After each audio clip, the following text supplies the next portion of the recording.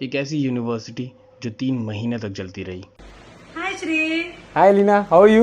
All good यार, all good. Next week मैं India आ रही हूँ। यस। वाओ, मुझे यार वो नालंदा यूनिवर्सिटी देखनी है।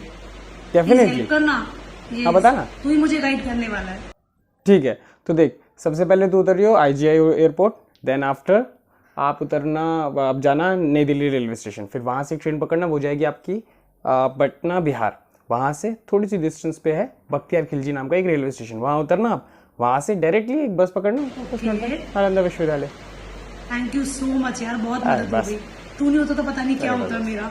यस, बट एक डाउट था, जो तूने अभी मुझे ये रेलवे स्टेशन का नेम बोला, ये तो वही पर्सन है ना जिसने ये यूनिवर्सिटी जलाई थी?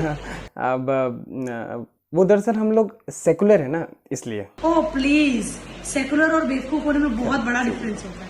यस। चल ठीक है, बाय। हाँ, दुनिया की दूसरी सबसे पुरानी यूनिवर्सिटी जिसमें 10,000 से ज़्यादा स्टूडेंट्स थे, 2,000 से ज़्यादा टीचर्स।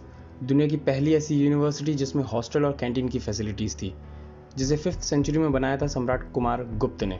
तो आखिरकार ऐसा क्या हुआ था कि इस यूनिवर्सिटी को, जो कि मध्यकाल में सबसे अहम यूनिवर्सिटी मानी जाती थी, जिसमें देश विदेश के स्टूडेंट्स पढ़ने आते थे, जैसे Korea, Japan, Tibet, China, Indonesia, Mongolia, Persia, Turkey, India, Pakistan और भी बहुत सारे, वो भी फ्री में, क्योंकि इसका नाम ही था नालंदा, मतलब ना प्लस अलन प्लस दा, मतलब नो रिस्ट्रिक्शन ऑन नॉलेज, ज्ञान पर कोई प्रतिबंध नहीं।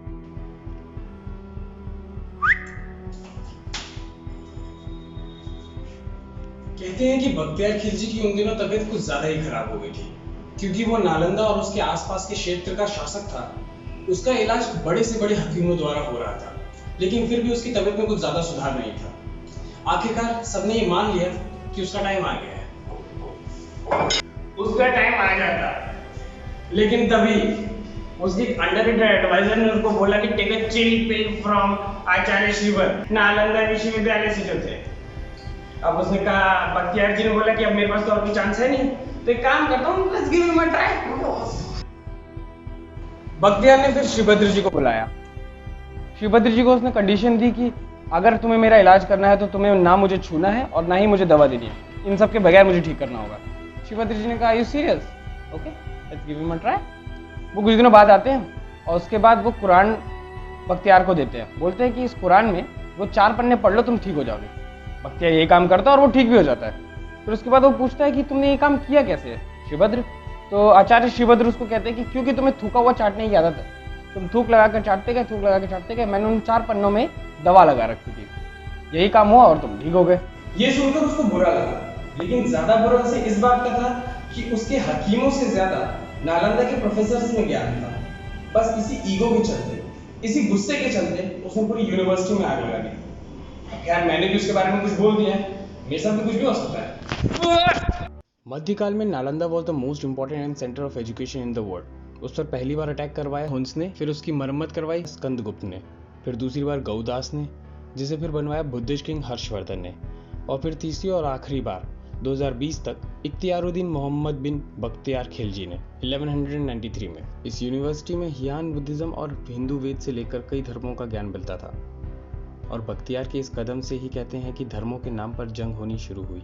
लोगों को दिखा दिखा कर सरेआम 1100 टीचर्स को उसने बड़ी बेरहमी से मार दिया, जिसका जिक्र उसने अपनी किताब तबाकत नसीरी में बड़े शान से किया है।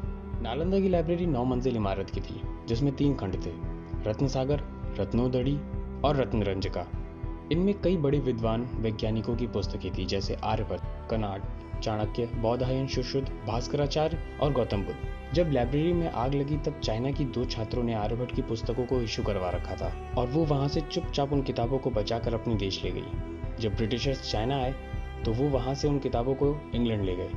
आज भी वो किताबें इंग्लैंड में हैं। और कुछ लोग कहते हैं कि मंदिर की जगह यूनिवर्सिटी बना देनी चाहिए। जो बनाई थी उसको तो बचा नहीं पाए, और तो और गीदड़ों ने उस बंदे के नाम पर रेलवे स्टेशन मजार बना रखी है, जिसने ज्ञान के मंदिर को आग लगाई थी। बुरा लग रहा है? बुरा लग रहा है तो आगे सुनिए। आज से करीब 1500 साल पहले नालंदा में एडमिशन लेने के लिए आपको एंट्रेंस एग्जाम देना पड़ता। मेरिट लिस्ट के बिहाफ पर आपका सिलेक्शन होता। यूनिवर्सिटी के अंदर आपका पढ़ना, लिखना, खाना पीना, सोना, रहना सब फ्री था। आपको अलग अलग तरीके के सब्जेक्ट पढ़ाए जाते, जैसे literature, astrology, psychology, law, astronomy, medical science, linguistics, science, economics, history, warfare, architect, maths और फिलोसफी। ये सारे सब्जेक्ट महफूज थे 90 लाख पांडुलिपि और 6 लाख से ज्यादा किताबों में, जो कि चलते रहे 3 महीनों तक। और सब चुपचाप अपना वजूद जलते हुए देख रहे थे। नालंदा में 300 से ज़्यादा कमरे, 10 टेम्पल्स, 7 ग्रेट हॉल्स, 4 गार्डन और 9 प्लेग्राउंड थे बच्चों के खेलने के लिए। आप चाहे किसी भी फील्ड के हों या फिर किसी भी उम्र के, आपके सामने अगर किताब को जलाया जाए तो आपको बुरा ज़रूर लगेगा, क्योंकि शायद आपको उस कागज़ की कीमत पता है, उस ज्ञान का अमूल्य महत्व पता है। कैसा लगा होगा उस वक्त के लोगों को जब उनके सामने उनका इतिहास और भविष्य एक साथ जल रहा था, वो भी 3 महीनों तक। उन 1100 गुरुओं का क्या?